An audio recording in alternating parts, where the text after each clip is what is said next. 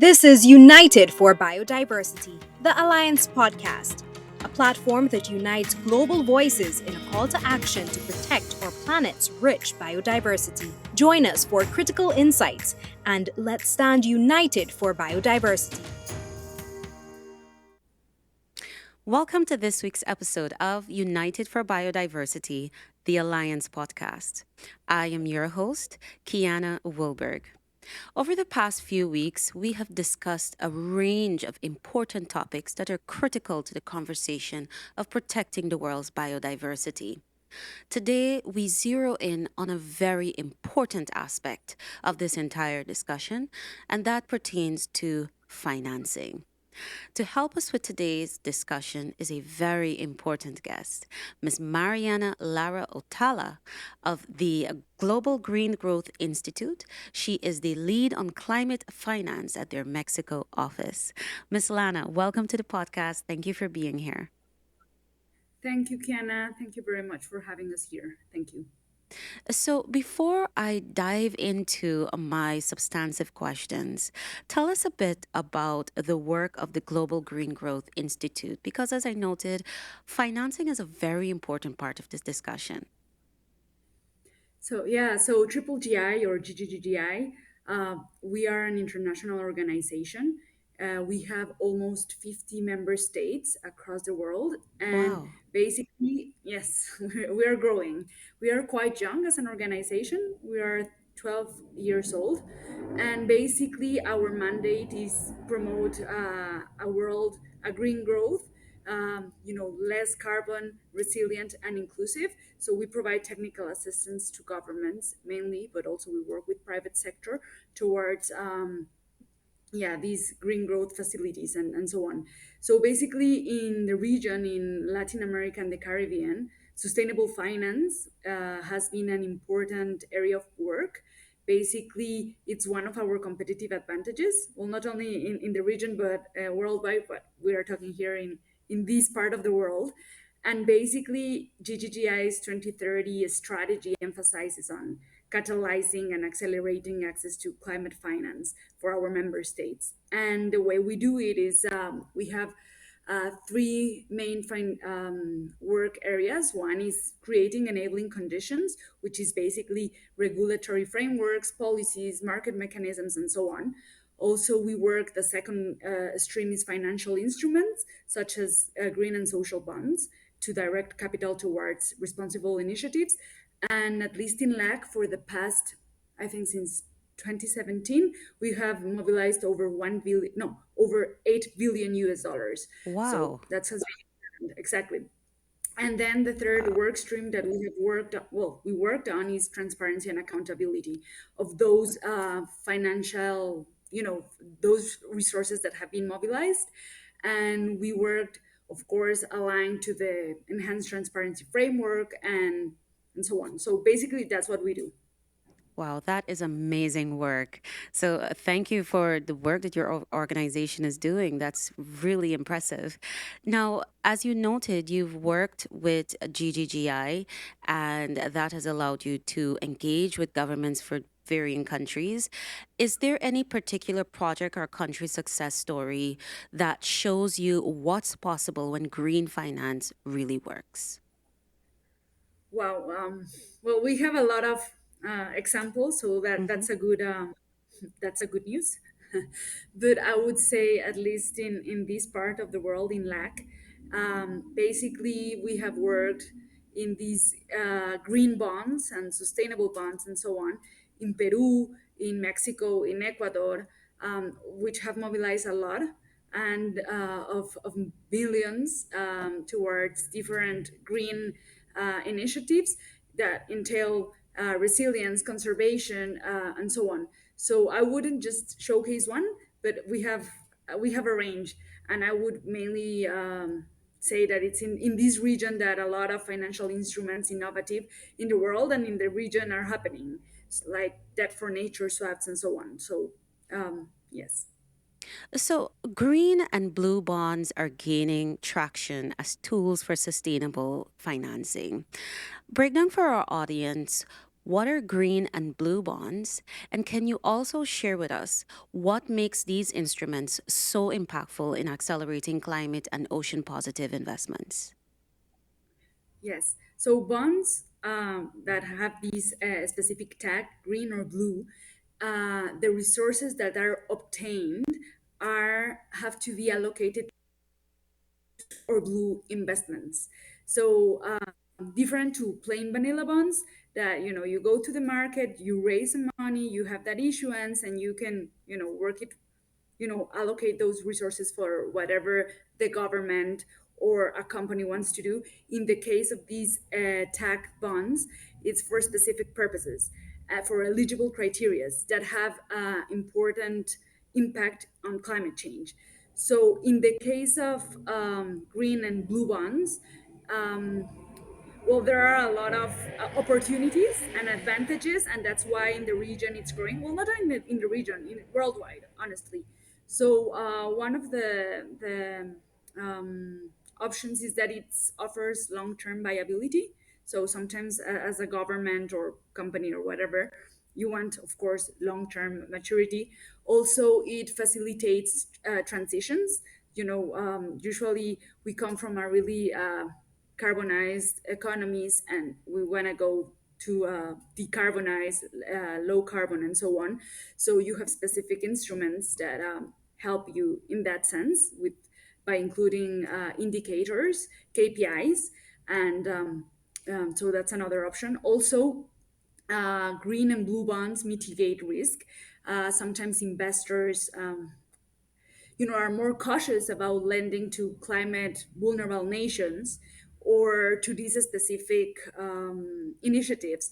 So in the case of developing these bonds, you establish specific mechanisms of how the resources are going to be raised, managed, allocated, and that transparency in showing how those funds are going to be managed provide certainty and mitigate risks. Also, in terms of for governments, and that's why it's also has increased these green blue bond market, is that they are unable to diversify their investor base. So of course, if you have more investors, you somehow also diversify your risk, and so that's also an option. And well, also, and that's one of the most attractive things, is that when you have these green and blue bonds, usually investors pay for a premium. So, or well, we call it greenium. So then the yields are better in term as per compare as plain vanilla bonds. So those are some of the advantages of having these issuances. Thank you so much. Now, I want to discuss another important tool that we've been hearing about, and that's debt for nature swaps. Now, these have reemerged as a promising solution for heavily indebted countries with rich natural assets. But how can these particular arrangements be structured to ensure long term conservation outcomes and local benefits? Okay, so yes, they are growing. For instance, as Triple GI, we supported the government of Ecuador in two. So one last year, it was recently, and it was huge. It was a 1 billion liability management. So basically, these are for nature swaps. First is to understand that it's a liability management operation. So, but the difference, as traditional liability management operation, is that when doing uh, these debt nature swaps, you first nearly clear define conservation targets and time on performance. So that's really, really important. And also, you have to have robust monitoring and evaluation frameworks for periodic reporting of these schedules of these management of resources, and also have an independent verification of protocols and so on to ensure transparency. So having these three components entails a lot of commitment from governments at the highest level. So that's important. Usually you build an interministerial committee that involves all relevant ministries to oversee the structuring of the operation and to monitor the implementation of the sustainability KPIs and so on. So that's an important key objective and pillar that we would say. And then also another key pillar for having these debt for nature swaps is to have those funds that you obtain somehow ring fenced, and that entails having a trust fund. And this trust fund, should of course be aligned to best international practices. So that's really important. And usually you create this conservation trust fund, and is the governance mechanism that manages the proceeds generated by this liability management. So basically, I would say, yeah, those are like the conditions that you have to have, and that's different from a normal liability operation in the markets. Thanks for that. Now, I noted that you mentioned a few factors that governments and financial institutions ought to get right. It seems to, in order to ensure that debt for nature swaps truly make sense. But are there any other pitfalls that governments or financial institutions should be wary of to ensure that these debt for nature swaps they are as financially viable and still environmentally effective? Yes, I think it's key when identifying, it's not just about raising money in the markets, or, Mm-hmm. giving some management to already a debt that you already have. So, yeah, that's like the easy bit. I'm just saying, it's not easy, but, but Yes. it's important to really provide certainty to investors, these new investors, where resources, use of proceeds are going.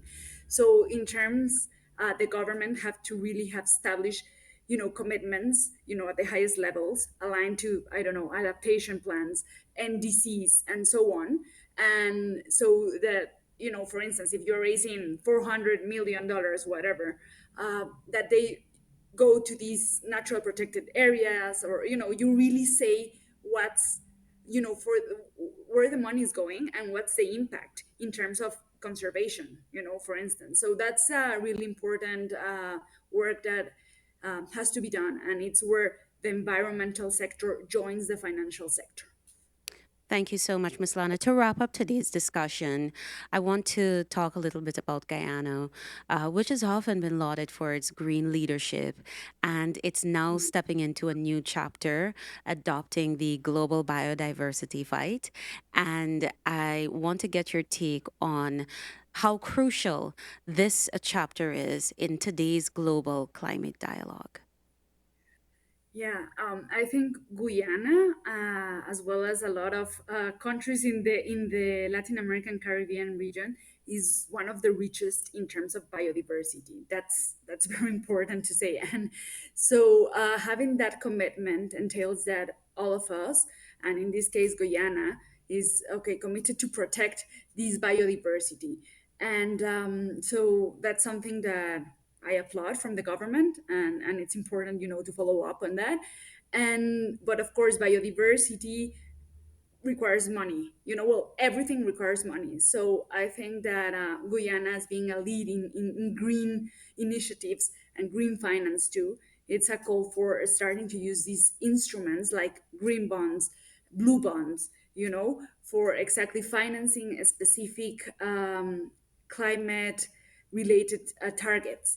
That means in adaptation, in biodiversity, in conservation, and I think Guyana has an array of options in that sense. Thank you so much, You Ms. have loads of forest. You're mainly a forest, as well. I have never Yes. been to your beautiful country, but it's forest. So yeah. Thank you so much, Ms. Lana. I think you have really energized our podcast today with very thought provoking insights. So, thank you for breaking down a number of the financial instruments and sharing with us the important work being done by Triple GI. Thank you, Kiana, and thank you for having us here. Thank you. To our audience, I want to thank you as well for joining us. Be sure to follow us on our respective social media handles as we continue to bring you more insights regarding the importance of fighting the biodiversity loss and addressing this crisis. And Guyana is stepping to the forefront where this is concerned. I'm Kiana Wilberg, and I'll see you next time. Thank you for listening to United for Biodiversity, the Alliance podcast. Be sure to follow us for more insightful episodes on our Spotify, LinkedIn, and Facebook accounts.